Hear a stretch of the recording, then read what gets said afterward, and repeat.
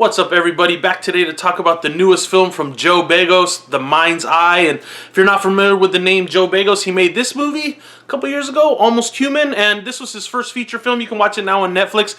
It was an okay B film. You know, it just really tried hard, and so does The Mind's Eye.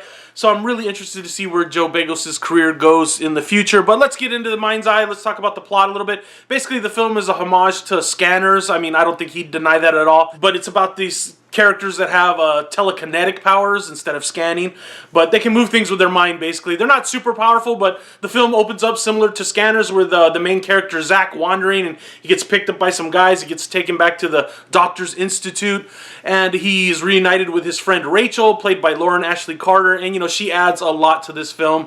Just her character makes the film that much better.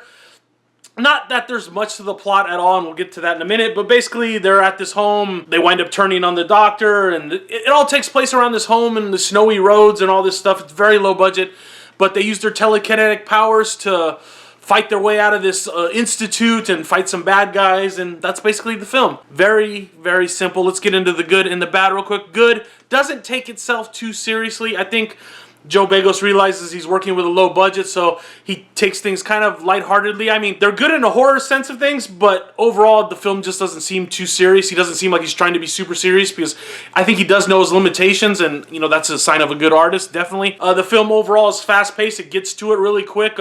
We meet our main character right at the beginning. We get to see the powers, and as the ball rolls on and on, things escalate, and the last 45 minutes are pretty awesome. That's where we get all our blood and gore, and not that I'm saying all movies that have blood and gore are good. I just like this one because it did have the nice touch of blood and gore.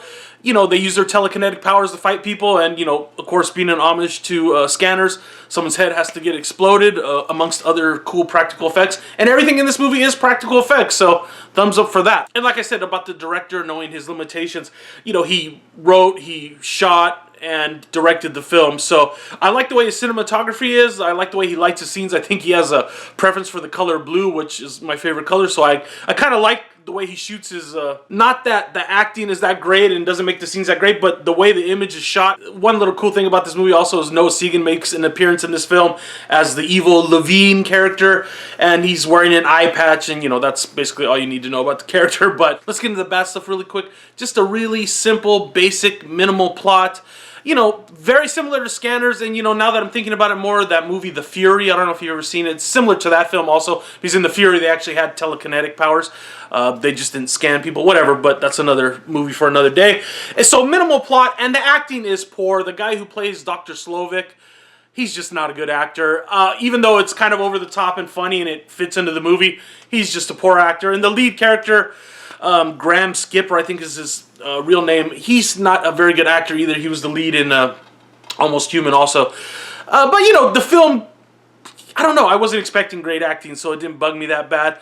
And the low budget, of course, the film suffers from an extremely low budget. Like I said, it takes place in, you know, a couple of homes, a snowy road, and that's about it. There's no big sets, there's no big action scenes, even though I did love the effects, the nice practical effects. So yeah, Joe Begos' second film, The Mind's Eye, I think I'm going to give it a 3.5 out of 5, because the 0.5 is because I just love the extra touch of practical effects, and the ending was pretty freaking cool. It just, you know, ramps up all towards the end, and the way he ends the film, it is like not your classic film. It's like a throwback film the way he ends it, and I did love that. So 3.5 out of 5. If you haven't seen Almost Human, like I said, check that out on Netflix. I'm sure The Mind's Eye will be making its way around there. Right now you can rent it on Amazon, which I did.